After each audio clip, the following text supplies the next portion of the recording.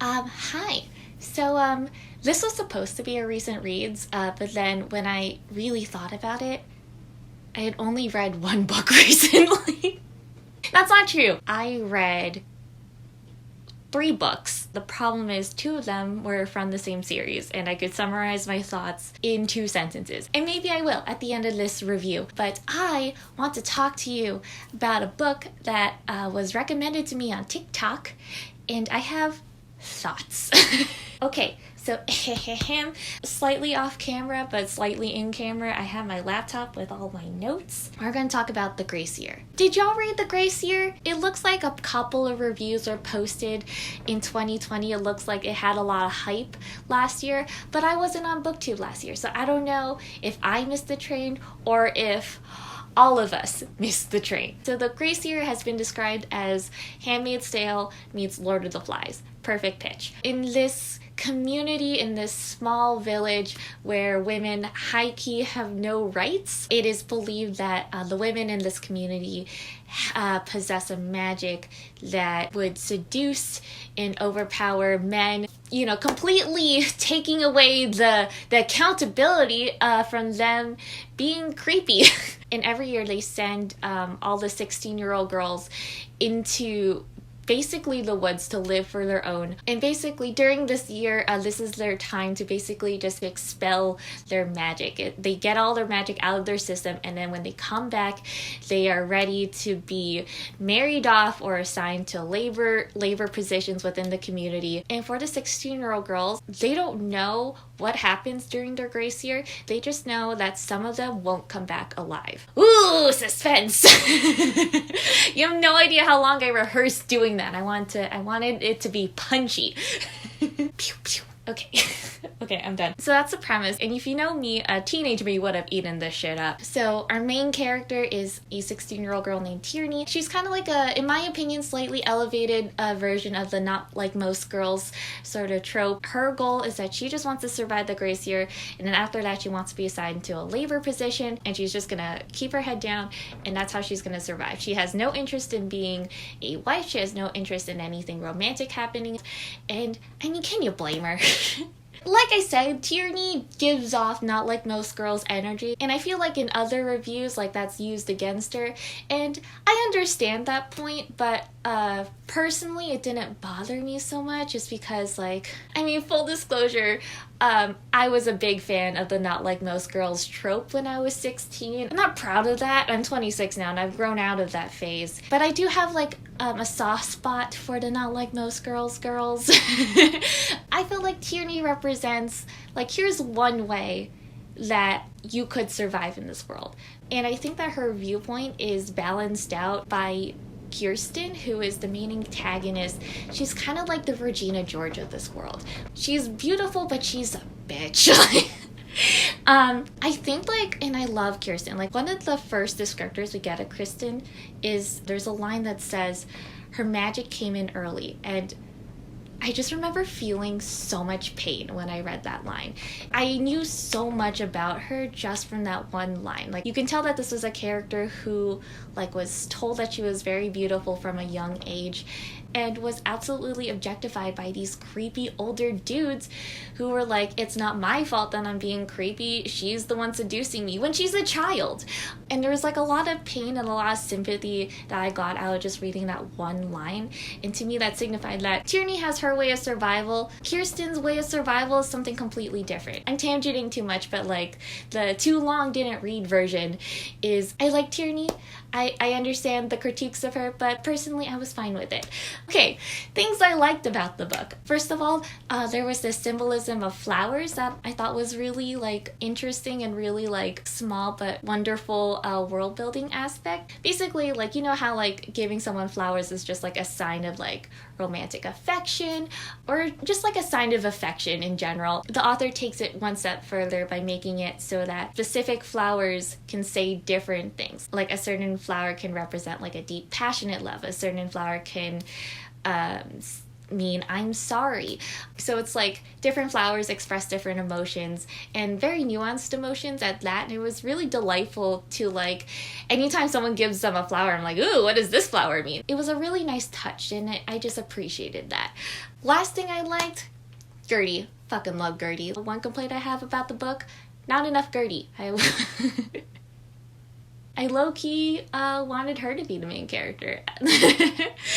This brings us to the next section, things I loved about the book. I don't know if I should say I loved this, but it was almost painfully accurate to me, like the experience of like reading this book and kind of seeing like how much men hate women. Like, I feel like when you're introduced to this world, like, the author, like, introduces you to every type of shitty dude I've ever met. It hurt. Like, it was painful to be reminded of that. It was, like, in a similar vein, like, I read Handmaid's Tale and I loved Handmaid's Tale. That being said, I can't ever read it again because, like, I didn't enjoy the experience of, like, reading, like, a heightened experience of, like, oppression.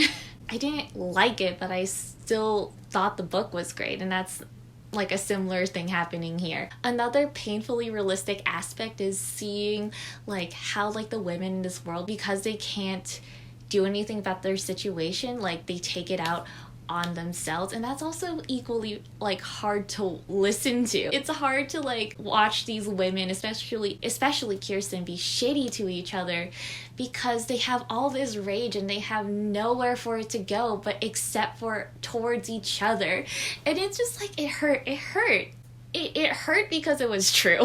Another thing that I loved was that with the audiobook, there's an interview with the author where she talks about her inspiration for the book, and like she describes watching this passing moment of like, you know, being at a train station and watching a young girl like say goodbye to her parents. Like clearly she was going back to school. In this moment that she's not a part of, but she's just watching as a bystander. She sees like another like male bystander just like walk past this girl and like give her like the look, like the once over, and like she sees like an older woman like look at her with like both like kind of sympathy and jealousy at the same time.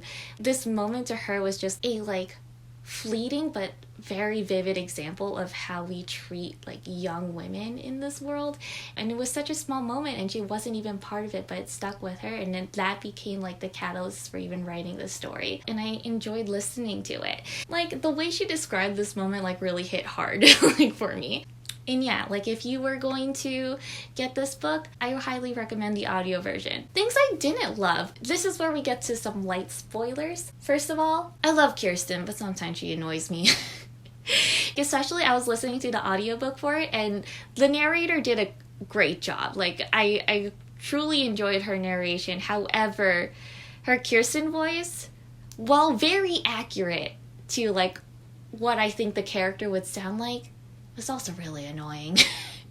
And also Kirsten's the worst. Like she actively sabotages like the story and everything Tierney's trying to do to help these girls like survive, and she's just like messing shit up, and it's very irritating. Like you want to hold her, but you also hate her so much. Also, the middle section slows down a bit. This is light spoiler territory. Proceed at your own risk. Although, honestly, I think that even though I'm spoiling some things, I don't think that they would ruin your enjoyment of the book, especially if you're reading this as someone in your 20s. But, you know, with that in mind, spoiler ahead, light spoiler ahead. The middle section slows down. Tierney has a bit of a romance during this time. It's very, like, enemies to lovers, like, nursing back to health.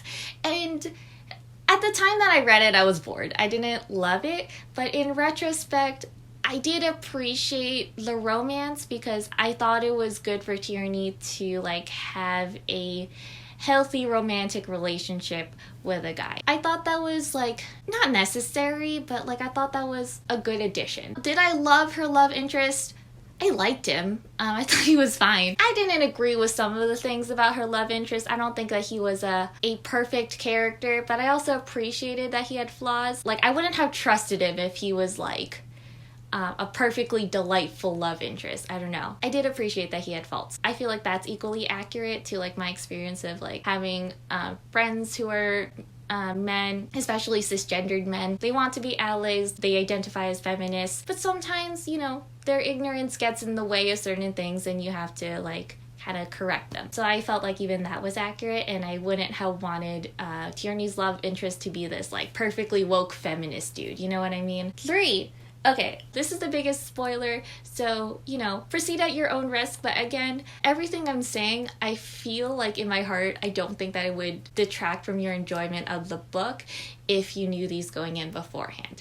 Because the story is quite predictable. So, like, anytime Tierney makes a guess, she is so, like, sure of herself, and she's so wrong. Like, like, she has this, like, moment in the beginning of the book honing in on, like, this person is, like, the one at fault. This person is to blame. And then when she has that much conviction, you know she's gonna be wrong. It makes it really easy to, like, predict what's gonna happen because you know that Tierney's wrong, and then you can, like, kind of, like by process of elimination, guess what the right answer is. Additionally, so, like, the whole magic thing. A big thing in the book is that it's unclear what exactly the magic is. What specifically are these women doing that's magic? And the synopsis even, like, poses the idea that there is no magic at all.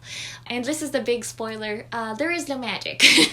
It is no magic. It is just misinformation. It is just this shitty conspiracy that these men concocted to, like, keep the women down. And that's something I kind of, like, I knew in my heart that that was going to be the right answer. Like, I knew in my heart that there was no magic. It was a bummer that, like, I knew that twist, like, from the moment I opened the book. I wasn't surprised by it. But at the same time, like, I don't really, like, know how the story could have had a more satisfying, like, arc if that wasn't the case. Even though this is the most predictable, like, route for the book to take, in my opinion, it's also the most narratively satisfying for it to take. Like, I don't even know, like, what, like, the lesson would be if there was magic in this story. Like, what?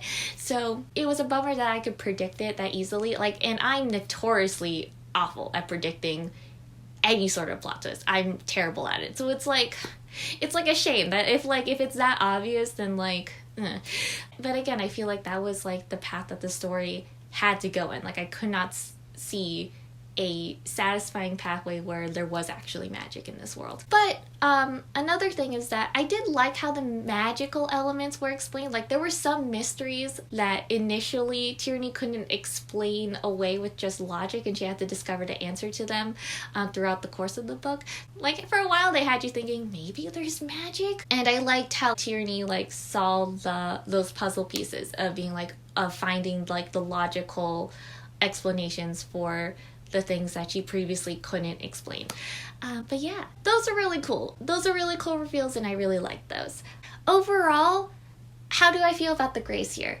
I cannot recommend this book just because, like, at least to, like, who I think is watching me on BookTube, because I feel in my gut that we're, like, all the same age. If you're in your 20s and above, this book isn't for you. It was enjoyable for me to read, but, you know, like, because it's predictable, because, like, it's very similar to things I had read when I was a teenager, it had that nostalgia factor, but it's not a book I ever feel the need to pick up again. However, if you have, like, a teenage cousin that really likes books, I think that this would be a great gift for them. I think they would really enjoy it, and I personally think that, like, for what it is, like, I think that the book absolutely nails what it's going for.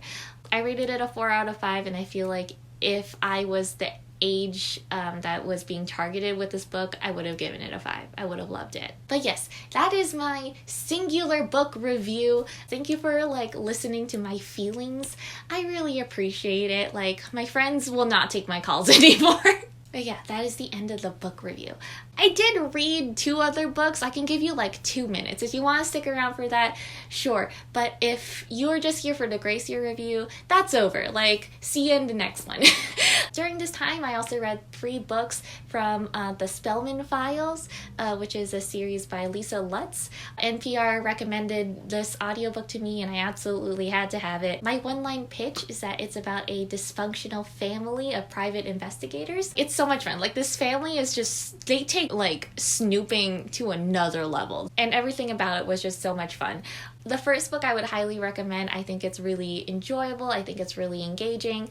The second and third books, It feels less like a book series and more like a procedural like TV show. They follow the exact same format, and it was interesting for the first book, but it gets repetitive quickly. So like if you continue the series, like just know that it is fun to like revisit the characters, but it is like very repetitive. But yes, that is the complete end of the video. I feel great. I'm surprisingly not tired. I feel confident, and I choose to believe that my parents were not listening from the living room. I choose to believe that. I live in this soundproof room where nothing escapes.